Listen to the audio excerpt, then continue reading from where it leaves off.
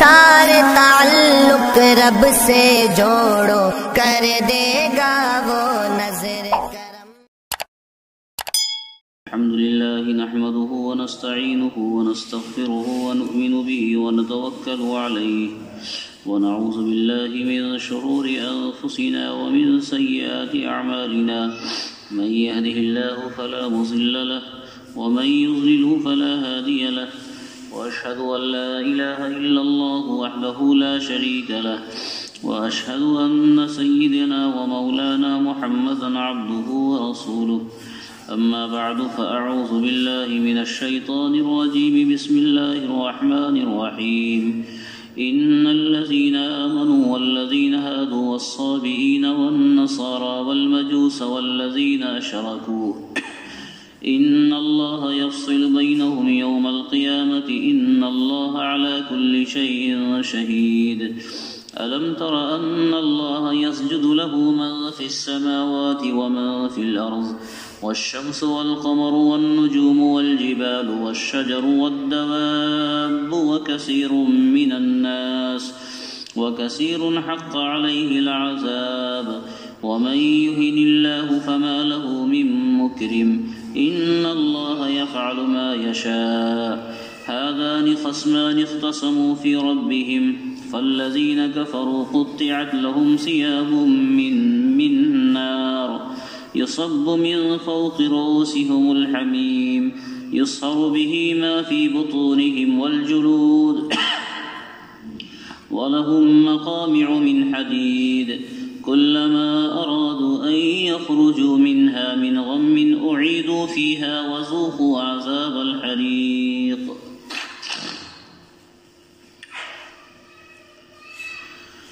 اس سے پہلے کی آیت میں تذکرہ چل رہا تھا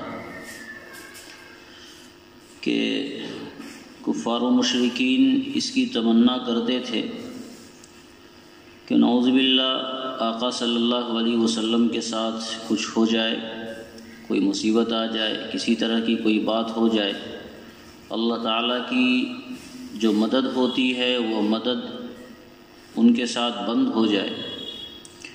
اس طرح کے تمنا کا اظہار کیا گیا تھا.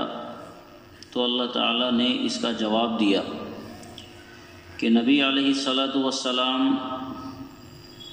کے ساتھ اللہ رب العزت کی جو مدد ہوتی ہے یہ مدد اس لیے نہیں بند کی جا سکتی کہ نبی اللہ رب العزت کا زمین پر نمائندہ ہوتا ہے، اور ظاہر ہے جب نبی کا انتخاب اللہ تعالیٰ نے خود کیا ہے تو ان کی مدد کے بند کرنے کا کوئی سوال پیدا نہیں ہوتا ہے. ہاں اگر تمہارے بس میں ایسا کچھ ہے کہ نبی کی جو مدد اللہ تعالیٰ کی طرف سے ہوتی ہے یہ تم بند کر دو، تمہارے بس میں اگر ایسا کچھ ہے تو تم کر کے دکھلا دو. اور ظاہر ہے کہ جب اللہ تعالیٰ مدد کرنے پر آوے تو دنیا کی ساری طاقت مل کر بھی اس مدد کو روکنے کی صلاحیت اپنے اندر نہیں رکھتا ہے. تو قرآن کریم نے اس مضمون کو اس سے پہلے کی آیت میں بیان کیا تھا. اس آیت میں اللہ تعالیٰ نے یہ ارشاد فرمایا ہے کہ دنیا میں جو جیسا کرے گا کل قیامت کے دن اللہ تعالیٰ کے یہاں اس کا فیصلہ ہونے والا ہے. اگر دنیا میں کسی کے ساتھ اس کے اعمال کے حساب سے فیصلہ نہیں ہوتا ہے اور اس کے اعمال کے اثرات اس کی زندگی میں نہیں نظر آتے ہیں تو اس کی وجہ سے آدمی کو دھوکے میں مبتلا نہیں ہونا چاہیے. جو لوگ حضرات انبیاء کرام علیہم الصلاۃ والسلام کو ستانے والے ہیں یا جو آقا صلی اللہ علیہ وسلم کو جو لوگ ستاتے ہیں اور بظاہر دنیا میں ان کے ساتھ حالات خراب نہیں ہو رہے،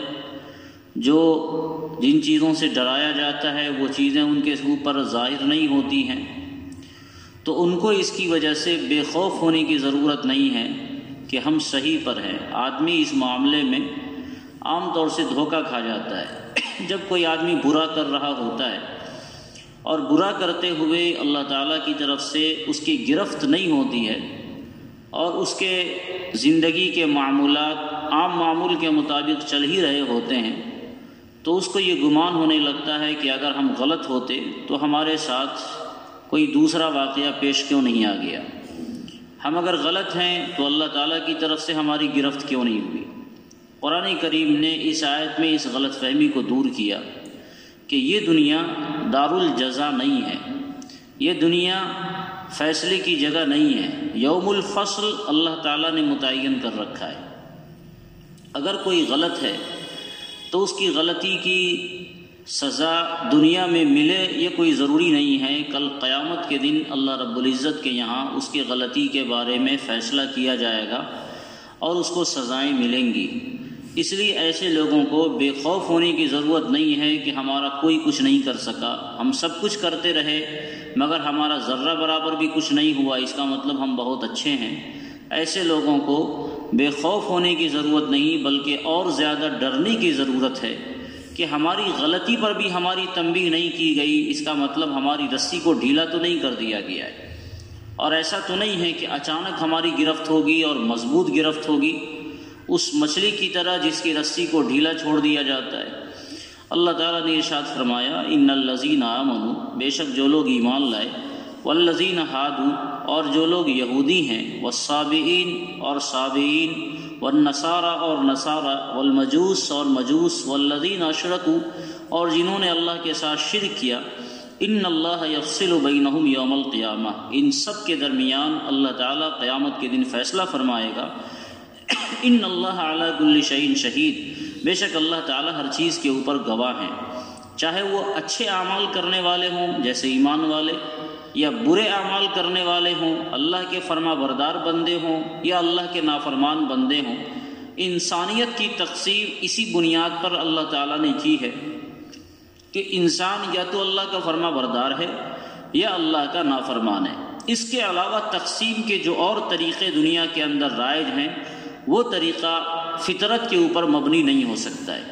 یہ وہ طریقہ ہے تقسیم کا کہ ایک آدمی اللہ کا فرما بردار ہے وہ ایک جماعت میں آوے، اور جو اللہ کا نافرمان ہے وہ دوسری جماعت میں آوے۔ تقسیم کا یہ طریقہ ایسا مبنی بر فطرت ہے کہ اس طریقے کے مطابق جو آدمی بھی چاہے گا جس جماعت میں داخل ہونا وہ داخل ہو جائے گا۔ کوئی آدمی یہ چاہے کہ ہم اللہ کے فرما برداروں کی جماعت میں چلے جائیں تو وہاں آسانی سے چلا جائے گا، اور اگر کسی کی شامت ماری گئی وہ یہ چاہتا ہے کہ ہم نافرمانوں کی جماعت میں چلے جائیں تو وہاں بھی چلا جائے گا۔ اس کے علاوہ تقسیم کے جو اور طریقے دنیا بھر میں رائج ہیں وہ طریقے فطرت کے مطابق نہیں ہیں۔ گورے اور کالے کی تقسیم کہ گوروں کی ایک جماعت میں کر دیا جائے، کالوں کو دوسری جماعت میں کر دیا جائے، تو اگر اس جماعت میں کوئی فرد دوسری جماعت میں جانا چاہے گا تو نہیں جا سکتا ہے۔ گورا کالا ہو نہیں سکتا، وہ اس کے اختیار میں نہیں ہے، وہ کیسے جائے گا؟ کوئی کالا چاہے کہ ہم گوروں کی جماعت میں چلے جائیں تو نہیں ہو سکتا ہے۔ اسی طرح علاقائی تقسیم، عربی اور عجمی کی تقسیم، یہ مبنی بر فطرت نہیں۔ اسی طرح مالدار غیر مالدار کی تقسیم، یہ بھی مبنی بر فطرت نہیں۔ لیکن اللہ تعالیٰ نے جو تقسیم کی ہے انسانیت کی ایمان اور کفر کی بنیاد پر، کہ جو ایمان والا ہے وہ ایک جماعت ہے، اور جو کافر ہے اللہ کو نہ ماننے والے ہیں چاہے اس کی جو بھی شکل ہو وہ دوسری جماعت ہے۔ یہ وہ تقسیم ہے کہ اگر اس جماعت کا کوئی فرد اپنے ارادے اختیار سے دوسری جماعت میں جانا چاہے تو بھی جا سکتا ہے، اور اگر اس جماعت کا کوئی فرد اپنے ارادہ اور اختیار سے اس جماعت میں جانا چاہے تو بھی جا سکتا ہے۔ پوری دنیا میں کوئی ایسا فرد نہیں ہوگا جو ان دونوں جماعتوں میں سے کسی ایک جماعت کو اپنے ارادہ اور اختیار سے چننا چاہے اور اس کے پاس ارادہ اور اختیار نہ ہو۔ کوئی ایسا فرد نہیں ہے، چاہے وہ کسے باشد۔ جو آدمی چاہے کہ ہم ایمان والے جماعت میں جائیں، آسان طریقہ ہے کہ ایمان کے جو تقاضے ہیں اس کو پورا کر لے، اللہ رب العزت کی وحدانیت کو مان لے، آقا صلی اللہ علیہ وسلم پر ایمان لے آوے، قیامت پر ایمان لے آوے، ایمان کی جو تفصیلات ہیں اس کا اقرار کر لے تو وہ ایمان والوں کی جماعت میں چلا گیا۔ اور اگر کوئی فرد چاہے وہ کسے باشد کہیں کا ہو، وہ یہ چاہے کہ ہم کافروں کی جماعت میں شامل ہو جائیں، دوسری جماعت میں دوسرے گروہ میں شامل ہو جائیں، تو اس کے لیے بھی آسان ہے، ایمان کے جو تقاضے ہیں اس کو پورا کرنا بند کر دے، وہ دوسری جماعت میں آ جائے گا۔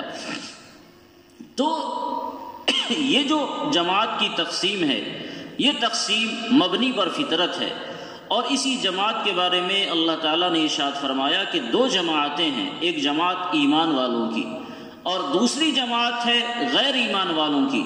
جس میں مختلف ہزاروں طرح کے فرقے ہوں گے. غیر ایمان والوں میں بھی کوئی اس عقیدے کا حامل ہوگا تو وہ ایک الگ فرقہ ہو گیا، کوئی دوسرے عقیدے کا حامل ہوگا تو وہ الگ فرقہ ہو گیا، لیکن سب ہے الکفر ملت واحدہ. ساری جماعتیں غیر ایمان والوں کی ہے، کافروں کی ہے. ان دونوں جماعتوں کے بارے میں اللہ تعالیٰ کل قیامت کے دن فیصلہ فرمائے گا. جو اللہ کے فرما بردار ہوں گے ان کو جنت ملے گی، اور جو اللہ کے نافرمان ہوں گے وہ جہنم میں جائیں گے.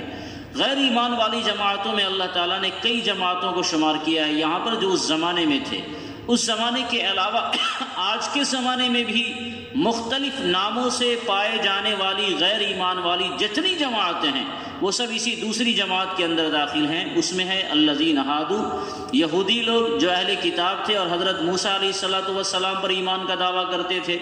الصابئین، صابی لوگ. صابی کس کو کہتے ہیں اس کے بارے میں مفسرین نے ذرا اختلاف کیا ہے. کئی مطلب بتائے گئے کہ صابی ایسے لوگوں کو کہتے ہیں، صابی ایسے لوگوں کو کہتے ہیں. ایک سیدھا مطلب یہ ہے کہ صابی کہتے ہیں کواکب پرست کو، جو آدمی ستاروں کی پرستش کرتا ہو، ایسے لوگوں کو صابی کہا جاتا ہے. والنصارى، نصارہ جو حضرت عیسیٰ علیہ السلام پر ایمان کا دعویٰ کرتے ہیں. المجوس، آگ پرست، جو لوگ آگ کی پوجا کرنے والے ہیں. ان کے ہاں دو خدا ہوتے تھے، بھلائی کا خدا کوئی اور ہے اور برائی کا خدا کوئی اور ہے، اور یہ لوگ آگ کی پوجا کرتے ہیں. والذین اشرکوا، اور مشرکین جو ایک کے علاوہ ہزاروں خداؤں کو انہوں نے بنا رکھا ہے اور ان سب کی پوجا کرتے ہیں. یہ ساری جماعتیں، یہودی، صابی، نصارہ، مجوس، مشرکین، یہ سب جماعتیں ہیں غیر ایمان والوں کی. اس طرح یہ دو جماعتیں بنی، ایک ایمان والا اور ایک غیر ایمان والا، جس میں اس کے علاوہ بھی اور ہزاروں جماعتیں بن سکتی ہیں. آج کے زمانے میں غیر ایمان والوں کی جو جماعتیں پائی جاتی ہیں اس میں سے جو نام آپ لینا چاہیں وہ نام اس میں جڑ جائے گا. یہ سب جماعتیں اللہ تعالیٰ نے فرمایا کہ دنیا میں تم جو چاہو کر لو، لیکن تمہارا فیصلہ کل قیامت کے دن ہونا ہے. جو آدمی اللہ رب العزت کی اطاعت کر رہا ہوگا اللہ تعالیٰ اسے جنتوں سے، اس کے انعامات سے نوازیں گے، اور جو آدمی اللہ کی نافرمانی کرے گا، رسول کو ستائے گا، رسول کے ماننے والوں کو ایذا پہنچائے گا، ایسے لوگوں کے بارے میں بھی اللہ تعالیٰ نے فیصلہ کر لیا. اس کے لیے سزائیں اور جہنم کی شکل میں بڑی شدید جگہ اللہ تعالیٰ نے تیار کر رکھی ہے. ایسے لوگوں کو وہاں جانا پڑے گا. ان اللہ یفصل بینہم یوم القیامہ، بے شک اللہ تعالیٰ ان سب کے درمیان قیامت کے دن فیصلہ فرمائیں گے. ان اللہ علی کل شیء شہید، اور اللہ تعالیٰ ہر چیز پر گواہ ہیں. یہ نہیں ہے کہ کون کیا کرے گا، اتنی بھیڑ میں کیسے کل پتہ چلے گا کہ کس نے کیا کیا. اللہ تعالیٰ کو خوب پتہ ہے. اللہ تعالیٰ کو کسی سے معلومات لینے کی بھی ضرورت نہیں ہے. یہ اور بات ہے کہ معلومات لی جائیں گی، وہ ایک الگ مسئلہ ہے. قانون کا ایک تقاضا ہے، اس تقاضے کے مطابق معلومات لی جائیں گی. مثلا زمین گواہی دے گی، انسان کے اعضاء گواہی دیں گے، انسانوں کے نام اعمال تیار کیے جائیں گے، وہ ان کے سامنے رکھا جائے گا، فرشتے گواہی دیں گے. یہ سب اپنی جگہ ایک نظام کے تحت چلے گا، مگر خود اللہ رب العزت کی گواہی ساری چیزوں پر ہوگی کہ اللہ تعالیٰ کو خوب پتہ ہے، اور اللہ کی گواہی ہوگی. وَكَفَى بِاللَّهِ شَهِيدًا، اللہ کی گواہی کافی ہے. جب اللہ کی گواہی آ گئی اور اللہ تعالیٰ نے کہہ دیا یہ میرے فرما بردار ہے، تو کسی اور کے سرٹیفکیٹ دینے کی ضرورت نہیں پڑے گی. اور اگر اللہ نے کسی جماعت کے بارے میں کہہ دیا یہ نافرمان و مجرمین کی جماعت ہے، تو ان کو بھی کسی اور کے سرٹیفکیٹ لینے کی ضرورت نہیں پڑے گی، بس اللہ کی گواہی کافی ہے. الم تر ان اللہ یسجد له من فی السماوات والارض ومن فی الارض والشمس والقمر والنجوم والجبال والشجر والدواب وکثیر من الناس.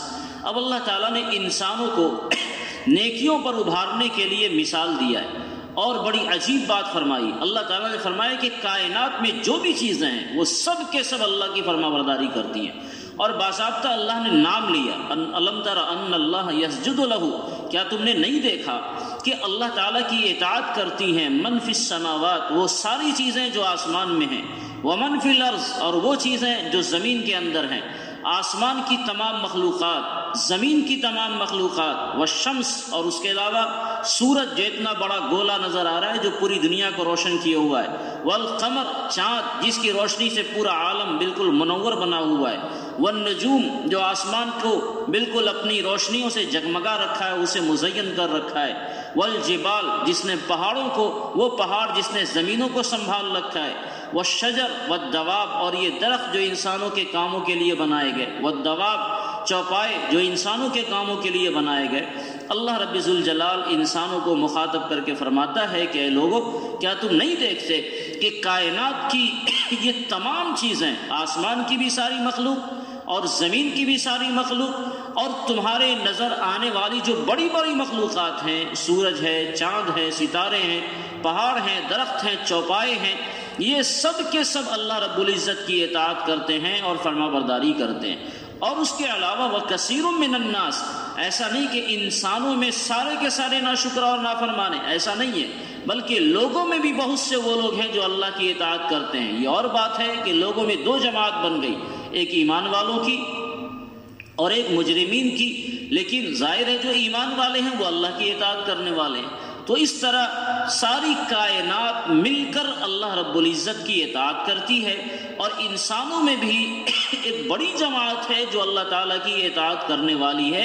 یہ اور بات ہے کہ ایک بڑی جماعت وہ بھی ہے جو اللہ کی نافرمانی کرنے والی ہے، اور اس پر اللہ رب العزت کا عذاب کا فیصلہ ہو چکا ہے، اسے جہنم میں جانا ہے۔ تو اس طرح انسانوں کو اللہ تعالیٰ نے اپنی اطاعت پر ابھارنے کے لیے پوری کائنات کو مثالوں کے طور پر حوالے کیا کہ اگر تمہیں یہ دیکھنا ہو کہ اللہ کی اطاعت کرنی ہے یا نہیں کرنی ہے، تو یہ دیکھو کہ کائنات کی وہ کون سی چیزیں جو اللہ کی اطاعت نہیں کرتی۔ کائنات میں جو چیزیں ہیں، چاہے وہ آسمان میں ہو، چاہے وہ زمین میں ہو، یا تمہیں جو چیزیں بڑی بڑی چیزیں نظر آنے والی یہ سب چیزیں ہوں، یہ ساری کی ساری کائنات مل کر اللہ رب العزت کی اطاعت اور فرما برداری کرتی ہے۔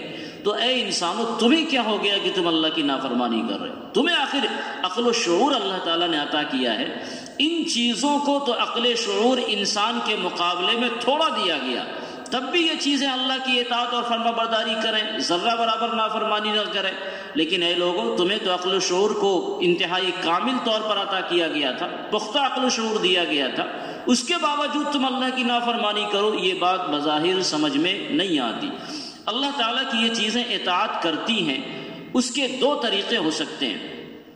ایک طریقہ اطاعت کا تو یہ ہے کہ اللہ تعالیٰ نے تکوینی طور پر ان چیزوں میں ایسا نظام بنا رکھا ہے کہ یہ سب چیزیں فطری طور پر اللہ کی اطاعت کریں۔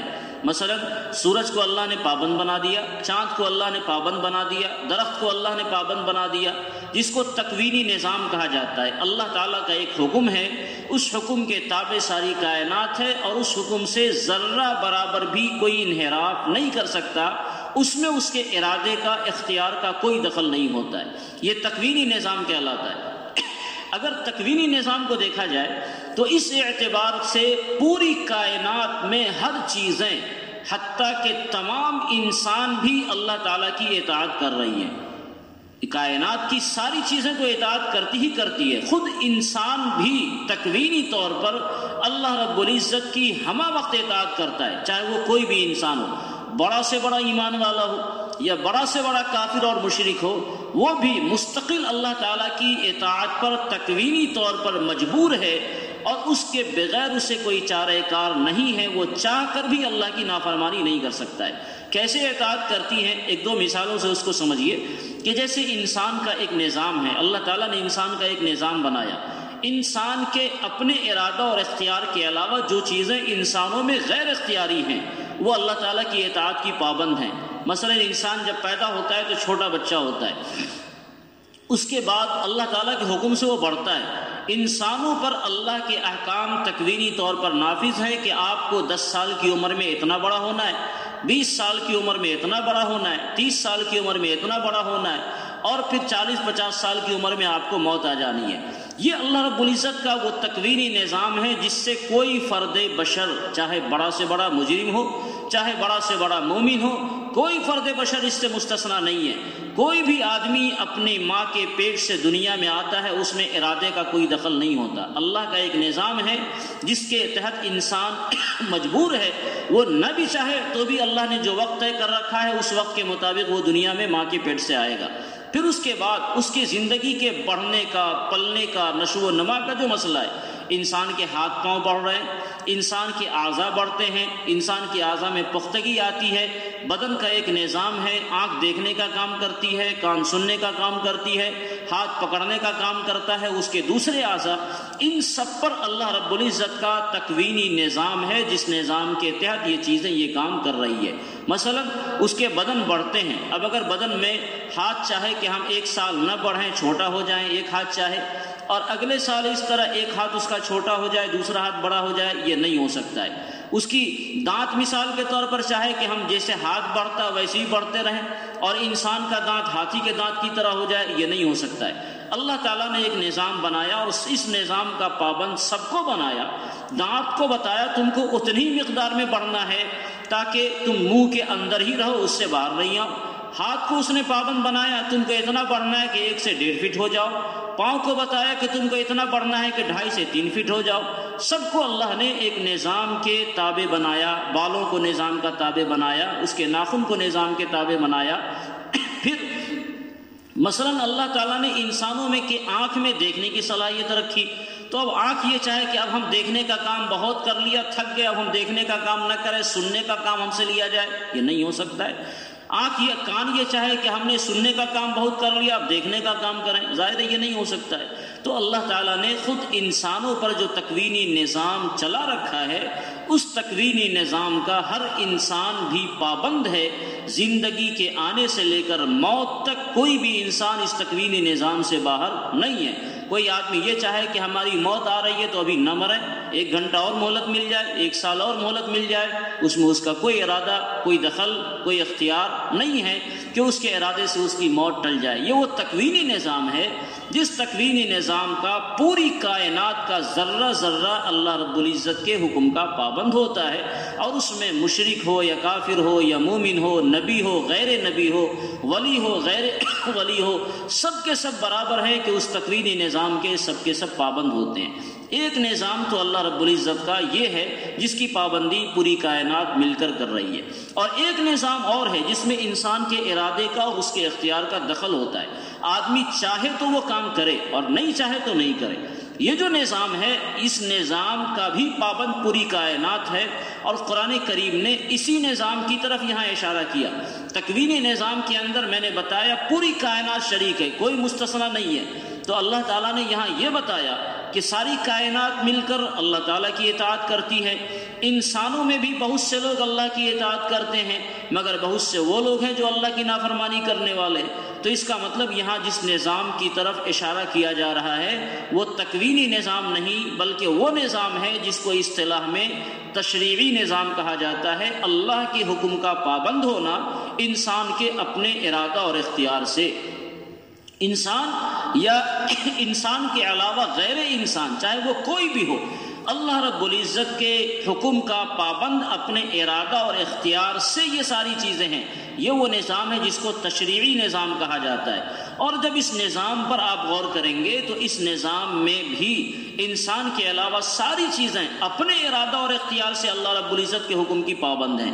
اور اللہ رب العزت کے حکم کے پابند کا مطلب اللہ تعالیٰ نے جس کو جس کام پر لگا رکھا ہے وہ کام کرتی ہے۔ جانور، اس کے اندر بھی ارادہ اور اختیار ہوتا ہے، ہم نے دیکھا ہے۔ جانور کو بلائیں گے تو اپنی طرف آپ کی طرف آئے گا، کھلائیں گے تو کھائے گا، کبھی بھاگ لیتا ہے، کبھی ادھر کرتا ہے۔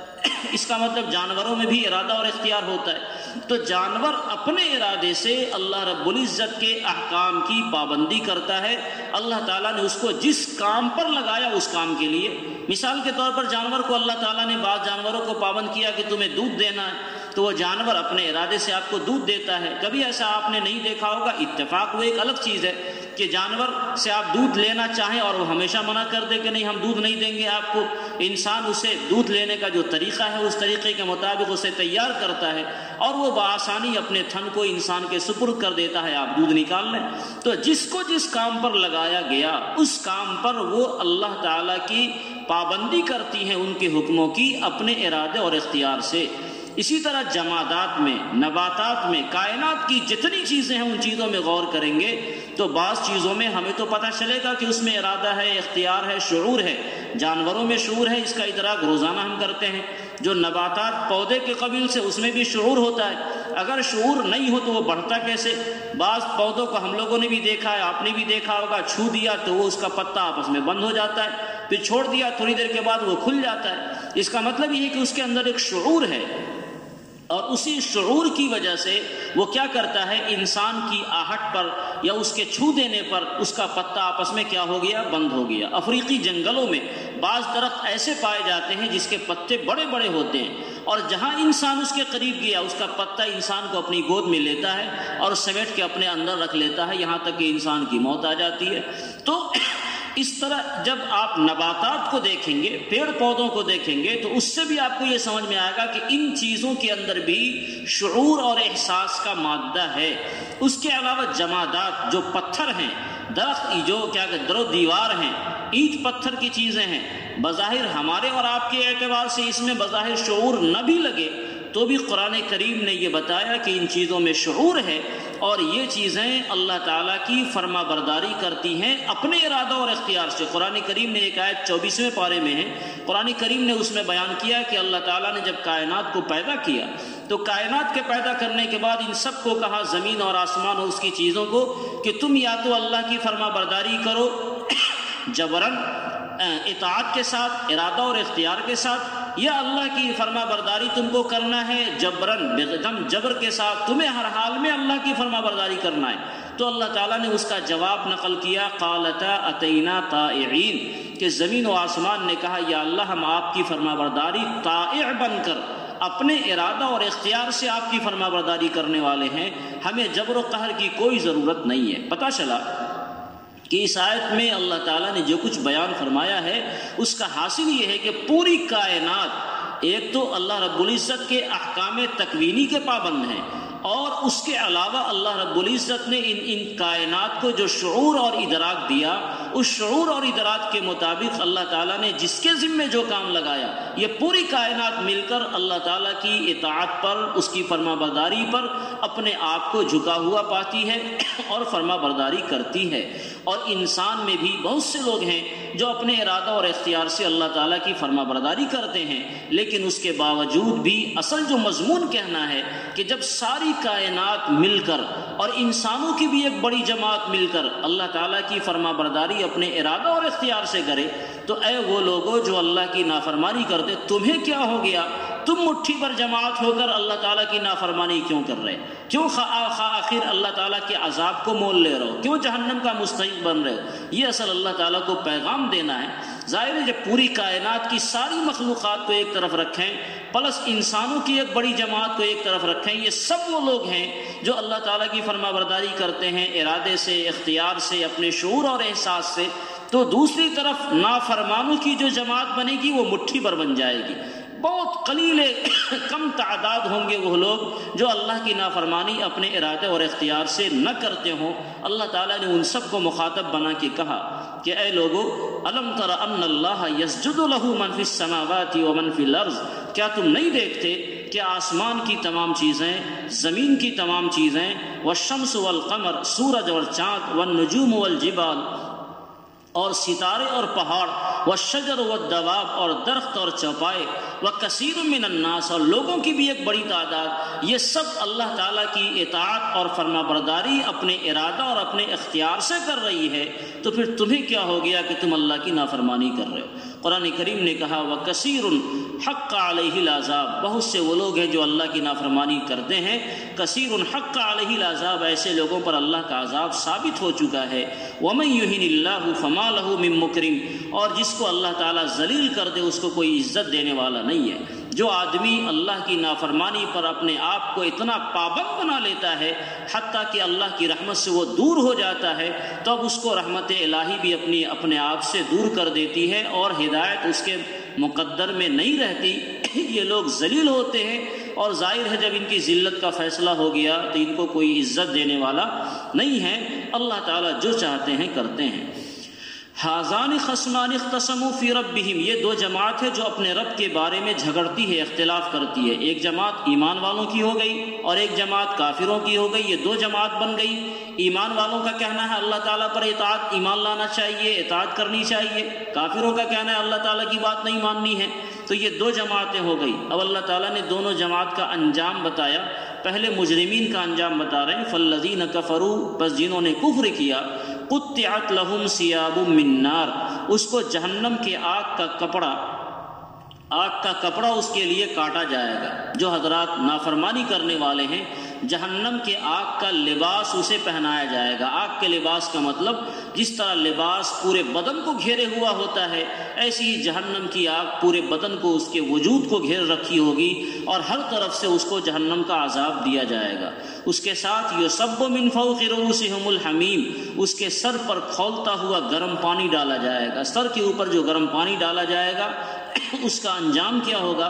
یسحر بہ ما فی بطونہم والجلود۔ اتنا خطرناک انجام قرآن کریم نے بیان کیا کہ ایسے نافرمانوں کا انجام یہ ہے کہ جب اس کے سروں پر گرم پانی ڈالا جائے گا تو گرم پانی کا کچھ حصہ اس کے بدن کے باہر سے بہہ جائے گا اور کچھ حصہ اس کے بدن کے اندر چلا جائے گا۔ جو حصہ بدن کے باہر سے بہا، بدن کے اس باہر سے بہنے والے گرم پانی نے اس کی کھالوں کو ادھیڑ کے رکھ دے گا، کھالوں کو گلا کے رکھ دے گا، اور پانی کا جو حصہ اس کے بدن کے اندر گیا وہ پیٹ کی آنت کو اور اس کی ساری چیزوں کو گلا کر رکھ دے گا۔ تو اس طرح اس کے پورے وجود کو گویا یہ گرم پانی ایسا ہوگا جو سارے وجود کو گلا کر خاکستر بنا دے گا اور انسان ہڈیوں کا ڈھانچہ بچ جائے گا۔ یسحر بہ ما فی بطونہم والجلود، گلا دیا جائے گا اس کے ذریعے ما فی بطونہم، وہ چیزیں جو ان کے پیٹوں میں ہیں، والجلود، اور ان کے کھالوں کو، کھال بھی ان کی گل جائیں گی، اور پیٹ میں جو کچھ بھی ہے آنت وغیرہ یہ ساری چیزیں بھی گل جائیں گی، اور انسان اس عذاب میں برابر مبتلا رکھا جائے گا۔ وَلَهُمْ مَقَامِعُ مِنْ حَدِيدٍ، اور ان کے لیے لوہے کے ہتھوڑے ہوں گے۔ یہ سزائیں الگ ہوں گی، ان کے ساتھ ساتھ فرشتوں کی طرف سے لوہے کے ہتھوڑے سے ان کی پٹائی بھی ہوگی۔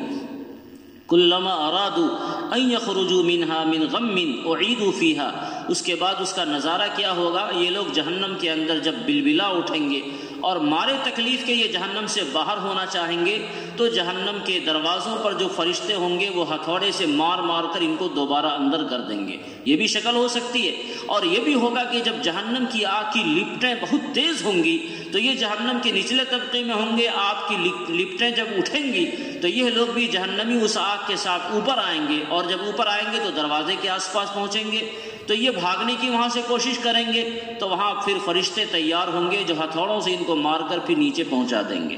تو یہ قرآن کریم نے بیان کیا وَلَهُمْ مَقَامِعُ مِنْ حَدِيدٍ، اور ان کے لیے لوہے کے ہتھوڑے ہوں گے۔ كُلَّمَا أَرَادُوا أَن يَخْرُجُوا مِنْهَا، جب وہ چاہیں گے کہ اس سے نکلیں، من غم کی وجہ سے، مصیبت اور تکلیف کے مارے بلبلا کر جب وہاں سے نکلنا چاہیں گے، اعیدوا فیہا، تو اس میں اسے دوبارہ لوٹا دیا جائے گا۔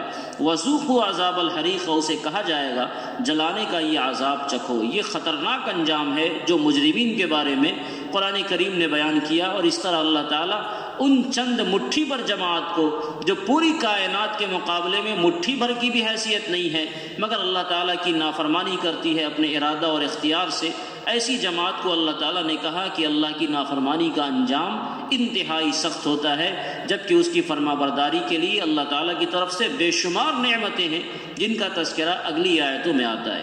تو اللہ تعالیٰ نے اس طرح ہمیں ہدایت دی کہ اللہ کے فرما برداروں میں شامل ہو کر انسان کو زندگی گزارنا چاہیے، نہ یہ کہ آدمی اللہ کا نافرمان بن جائے اور ابد الآباد کی پریشانی، ابد الآباد کی سزائیں مول لے کر ہمیشہ کی زندگی کو وہ جہنم بنا کر رکھے۔ اللہ تعالیٰ ہم سب کو ایمان والوں کی جماعت میں شامل فرمائے اور اپنے نافرمانوں کی جماعت سے ہم سب کو نکال دے۔